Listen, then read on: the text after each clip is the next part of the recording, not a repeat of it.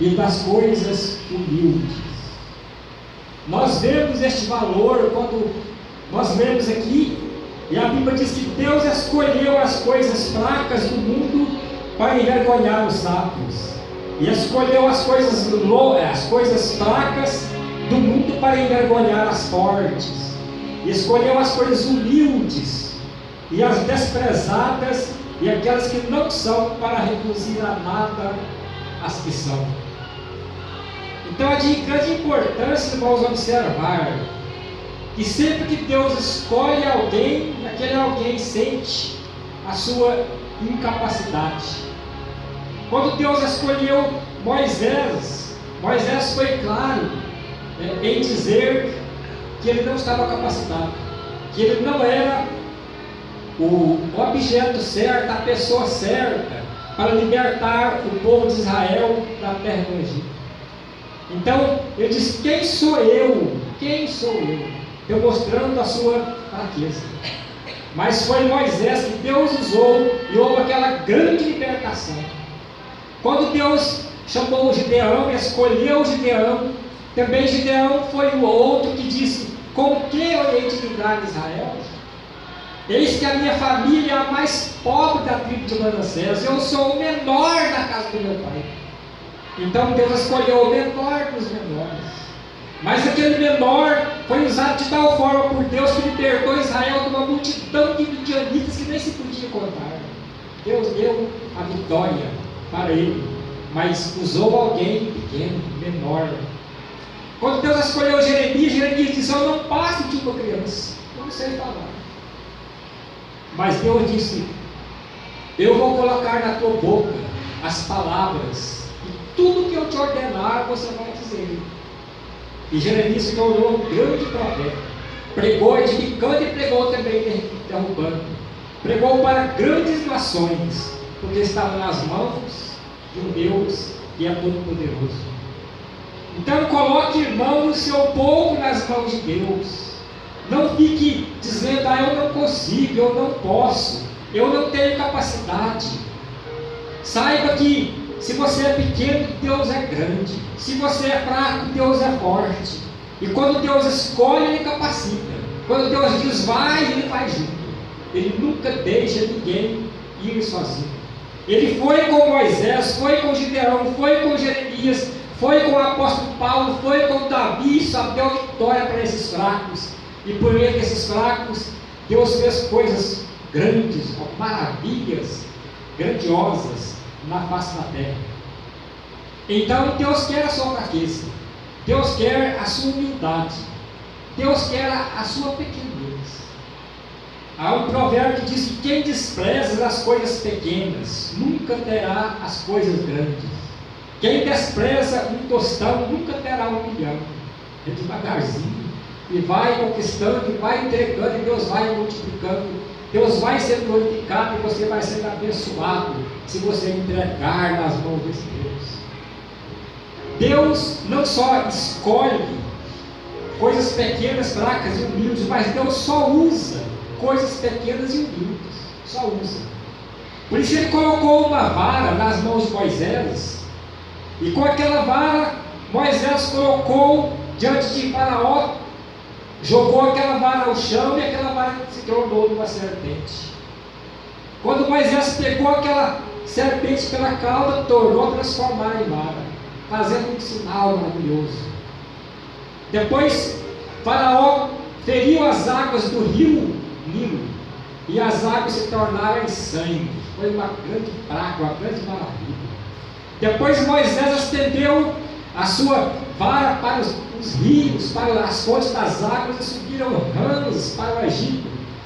Multidão de rãs, e invadiram o palácio de Faraó, era rãs por todo lado. Foi uma grande maravilha.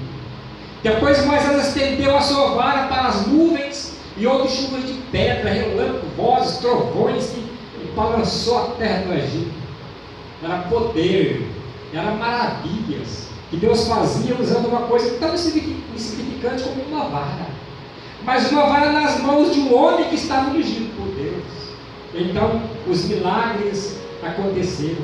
Quando Moisés também estendeu a sua vara para o mar vermelho, a Bíblia diz que ele se abriu. Que maravilha, que grandiosidade, foi aquele mar se abrindo e o povo passando. E foi então uma das coisas mais notórias que Deus já fez com a humanidade. Também Deus colocou uma funda, um estilingue nas mãos de Davi. E com aquele estilingue, com aquela funda, que era um instrumento tão simples, aquela funda se tornou um poderoso instrumento de guerra. E então, com aquela funda, Davi conseguiu destruir um gigante que valia por um exército e tirou Israel da vergonha. Deu a libertação para o seu povo, porque Deus usa coisas pequenas para fazer coisas grandes. Também Deus colocou uma queixada de jumento nas mãos de Sansão. E com aquela queixada de jumento, Deus feriu 1000 homens. Sansão feriu 1000 homens. Um exército de inimigos de Israel, dos filisteus, foi derrotado. Porque Deus fazia grandes coisas usando coisas pequenas. Deus colocou 5 pães e 2 peixes nas mãos de Jesus. E esses 5 pães e 2 peixes deu para alimentar uma multidão de mais de 5.000 pessoas. Uma grande maravilha, um dos maiores milagres que Jesus fez enquanto ele esteve aqui. Então, amados irmãos, para multiplicar a descendência de Abraão, Deus só escolheu mulheres estéreis, mulheres do ventre seco. Por que é que Deus não escolheu mulheres férteis, mas escolheu mulheres sem capacidade para gerar filhos? E Deus prometeu para Abraão que ia multiplicar a descendência dele, como as estrelas do céu, como o pó da terra, mas escolheu o lado mais difícil, para mostrar o poder dele, para mostrar a soberania dele, escolheu as mulheres que não tinham condição de gerar filhos. Como é bom pensar no poder de Deus, que usa coisas humildes, usa coisas fracas. Um homem de posição, ele frequentava a igreja, até que ia muito na igreja, mas ele não tinha coragem de dar o seu coração para Jesus, não tinha coragem de se entregar para Cristo. E numa ocasião foi chamado um pregador para aquela igreja, e aquele pregador era bem arrogante, ele confiava na sua oratória, e ele pregou então o seu sermão. E naquela noite, aquele homem de posição que ia à igreja acompanhado com a sua esposa, que era uma cristã firme, naquela noite aquele homem deu o seu coração para Cristo. Quando aquele pregador foi para a porta após o culto para cumprimentar as pessoas, aquele homem novo convertido também foi saindo, e o pregador perguntou: qual foi a parte do sermão que mais te tocou? Ele falou: não foi o seu sermão que me tocou, não. O que me tocou foi a mensagem daquele menino lá. Enquanto você pregava, aquele menininho levantou do banco dele e veio e olhou bem nos meus olhos. Eu nunca senti uma coisa pura na minha vida como o olhar daquela criança. Ele disse que se eu não convertesse, eu iria para o inferno. Aquela mensagem me tocou em mim, que eu senti como se fosse a última oportunidade que Deus estava me dando. E eu me converti. Deus usou o menino. Ele não usa orgulhosos, não usa grandões, não usa coisas fracas, pequenas, humildes. Que coisa importante, irmãos, é pensar nessa maneira de agir de Deus. Portanto, se você é pequeno, é você mesmo que Deus quer usar. Porque se você fosse grande, Deus não estaria contando com você. Deus não estaria dando uma missão para você. Deus não queria o seu serviço. Porque os grandes, quando é usado por Deus, eles não glorificam a Deus, porque eles pensam que é pela sabedoria deles, pensam que é pelo poder deles, e Deus não é glorificado. Por isso é que Deus usa aqueles que pensam que não pode fazer nada, que não é um ninguém, e Deus faz tudo. Como foram as escolhas de Jesus? Jesus escolheu uma cidade chamada Belém. E a Bíblia é clara quando fala que Belém era uma pequena cidade. pequena demais para se figurar entre as milhares de Judá. Mas aquela pequena cidade chamada Belém foi escolhida para ser o local do nascimento de Jesus. Por que ela não escolheu uma grande metrópole, uma cidade, não a capital? Escolheu uma cidade tão simples, humilde. Também ele escolheu uma estrebaria para ser um lugar, um local do seu nascimento. Nasceu numa estrebaria, nasceu num curral onde os animais costumavam se reunir. Por que ele não nasceu em um arranha-céu, num palácio de 80 andares, ele nasceu lá no último andar? Também Jesus foi colocado numa manjedoura, num coxo onde os animais comiam ração. Por que ele não escolheu um berço de ouro para deitar ali? Ainda mais, Jesus escolheu um jumentinho quando se oferecia como rei na cidade de Jerusalém. Por que ele não entrou ali numa carruagem de ouro? Por que ele não entrou ali pelo menos em um cavalo branco majestoso de guerra? Mas aquele homem de uma perna comprida, montado num jeguinho, e era mais um tipo de riso do que era de honra e glória. Mas foi assim que Jesus quis. Irmãos, como é bom saber que nós também somos pequenos, que nós também somos fracos, que nós também somos humildes. E é por isso que Deus nos escolheu. Amém. E é por isso que Deus conta conosco. É por isso que Deus está fazendo de nós missionários. E nós temos que continuar levando a mensagem, sendo usados nas mãos de Deus, confiando que Ele usa justamente os menores, e não os grandes, os majestosos desta terra. Então Jesus escolheu os iletrados, os homens sem cultura. E esses homens iletrados confundiram os sábios da sua época. Lá em Atos dos Apóstolos, capítulo 4, verso 13, está escrito lá que, vendo a intrepidez de Pedro e de João, aquelas autoridades cheias de sabedoria já conheceram que Pedro e João haviam estado com Jesus. Era uma sabedoria extraordinária, mas homens iletrados. Noutra ocasião, eles chegaram até mesmo a expulsar um servo humilde de Jesus diante deles. Expulsaram e disseram: você não tem sabedoria nenhuma e você nos ensina? E expulsou. Eles não podiam suportar, porque não podia superar, suplantar aquela sabedoria dos servos simples, humildes, que pregava, que anunciava Jesus diante deles. Houve uma ocasião que nós vemos que as autoridades chegaram a ficar alvoroçadas. Ficaram alvoroçadas e disseram: aqueles que têm transtornado o mundo chegaram até nós. Porque a mensagem daqueles homens letrados era uma mensagem que impactava, que salvava, que transformava, que causava revolução. Então as autoridades sábias, os escribas, os fariseus ficaram apavorados. Aqueles que têm transtornado o mundo chegaram até aqui. Socorro! Irmãos, porque eram homens iletrados, sem cultura, mas eram homens que estavam na unção do Espírito de Deus. Eram homens preparados, escolhidos por Jesus. E Jesus nunca escolhe errado, mas Ele sabe quem Ele está escolhendo. Ele usa simples, usa pessoas humildes. É por isso que o Senhor Jesus, Ele orou uma ocasião dizendo: graças te dou, Pai, porque ocultaste essas coisas dos sábios, dos entendidos, e revelaste aos pequeninos. Deus revelou os seus segredos aos pequeninos, ao passo que os grandões, os sábios, o inquiridor deste século, às vezes não tem o conhecimento da palavra, não sabe quem é Jesus, porque está escondido nisso deles.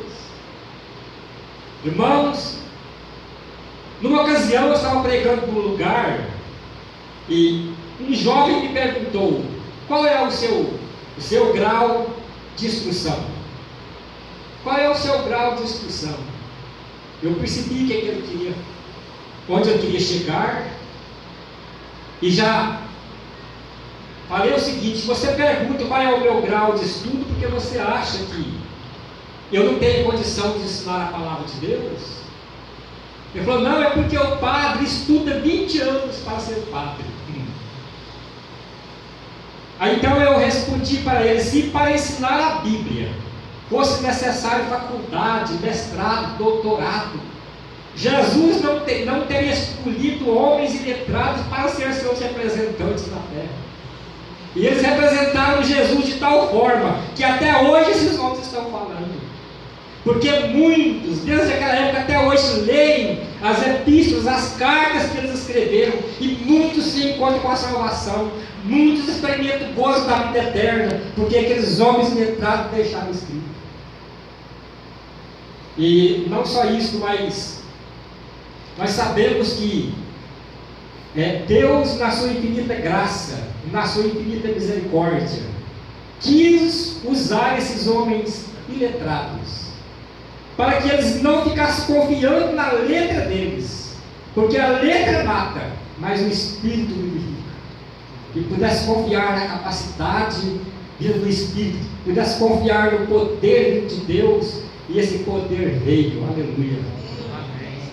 Irmãos, como é bom estar na força de Deus, fazendo a obra desse Deus, sabendo que Ele usa os humildes, os fracos, e aqueles que se consideram nada, que se diz incapacitados. Então, irmãos, para ser padre estuda 20 anos, mas para ser pastor basta ter a sabedoria que vem do alto, basta ter a unção do Espírito. Para ser padre estuda-se 20 anos, mas para ser salvo por Jesus Cristo, para ser servo de Jesus, basta reconhecer que é um pecador perdido, e basta reconhecer que Jesus é aquele que quando entra no coração ele salva, ele liberta, ele transforma, ele salva, ele faz tudo. Então, isso pode acontecer dentro de 5 minutos, 2 minutos. Como que Deus é bom? Estudar 20 anos para ser um padre, para ser salvo, pouco tempo basta. Para ser servo de Jesus, para ser representante dele na terra, pregador da palavra dele aqui neste mundo. Então, a sabedoria do mundo, ela está condenada por Deus na sua palavra. Aqui fala: pois está escrito, destruirei a sabedoria dos sábios, e aniquilarei a inteligência dos instruídos. Onde está o sábio? Onde o escriba? E onde o inquiridor deste século? Porventura não tornou Deus louca a sabedoria do mundo? Para Deus, a sabedoria do mundo é loucura. É loucura porque existem muitos sábios por aí, muitos que se julgam tão inteligentes, filósofos, conhecem às vezes o segredo do universo e conhecem coisas, são pessoas tão estudadas, tão cultas, tão inteligentes, mas quando se fala da palavra de Deus, diz: não, papel aceita tudo. Papel aceita tudo, a Bíblia é a palavra de homem.